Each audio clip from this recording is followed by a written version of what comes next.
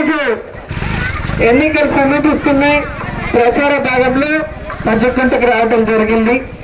ఎప్పుడూ కూడా మీరు వైఎస్ఆర్ కాంగ్రెస్ పార్టీకి సైనికుల్లాగా అండగా నిలబడి పోరాటం చేశారు. ఈసారి కూడా ఖచ్చితంగా మీరందరూ మాకు అండగా ఉంటారని నమ్ముతున్నాం. ఎందుకంటే జగనన్న 2019లో పాదయాత్రలో మీ కష్టాలు చూశారు, విన్నారు. అవన్నీ దూరం చేస్తారని మీకు భరోసా ఇచ్చారు.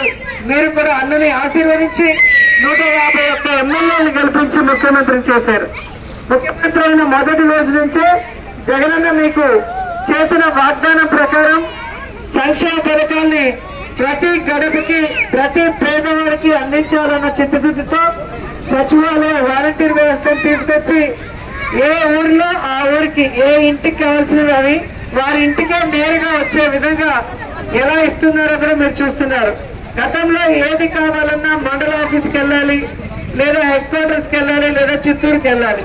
కానీ ఈరోజు ఆ కష్టం లేకుండా అన్ని కూడా మీ ఇంటి వద్దకే వచ్చే విధంగా సచివాలయ వాలంటీర్ వ్యవస్థను తీసుకొచ్చారు.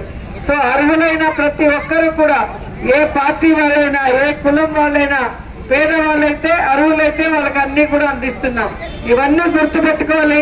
మన మనసున్న ముఖ్యమంత్రి జగనన్నని రెండోసారి ముఖ్యమంత్రిని చేసుకోవాలి. మన రాష్ట్రాన్ని మరింత అభివృద్ధి వైపుకు నడిపించడమే కాకుండా మీకు కూడా మరింత సంక్షేమాన్ని అభివృద్ధిని చేసే అవకాశం దొరుకుతుంది. సో ప్రతి మనిషికి 2 ఓట్లు ఉంటాయి. ఒకటి ఎమ్మెల్యేకి, ఒకటి ఎంపీకి. 2 ఓట్లు దేనికి వేయాలి? ఫ్యాన్ గుర్తుకు వేయాలి. ఫ్యాన్ స్విచ్ చేస్తే ఏమొస్తుంది? చల్లటి గాలి వస్తుంది. అలాగే వైఎస్ఆర్ కాంగ్రెస్ పార్టీ ఫ్యాన్ గుర్తుకు ఓటేస్తే మీ కష్టాలు దూరమై మీ జీవితాలు సంతోషంగా సుఖంగా ఉంటాయి. అవునా కాదా? మీరు ఈ 5 సంవత్సరాల పరిపాలన గతంలో ఎప్పుడైనా చూసారా? వేరే రాష్ట్రంలో ఎప్పుడైనా చూసారా? వేరే రాష్ట్రంలో ఎన్నికలు వస్తే వాగ్దానాలు చేస్తారు, ఎన్నికలు అయ్యాక మర్చిపోతారు.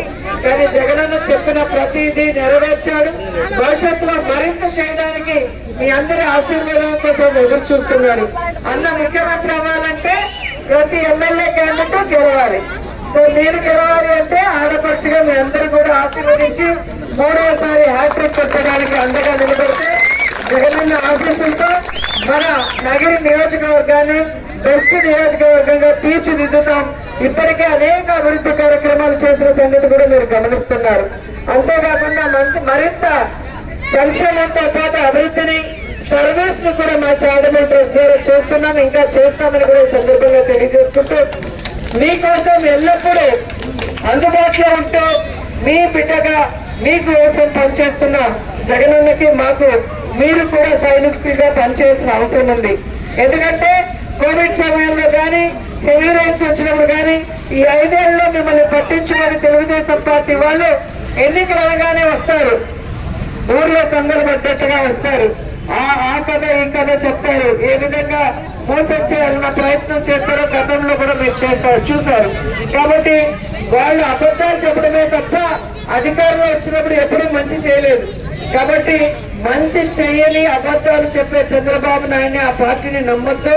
మీకు మంచి చేసినా ఖచ్చితంగా రాబోయే రోజుల్లో కూడా మరింత మంచి చేసే జగనన్నని మమ్మల్ని నమ్మి ఆశీర్వదించమని కోరుకుంటూ సెలవు తీసుకుంటున్నాను.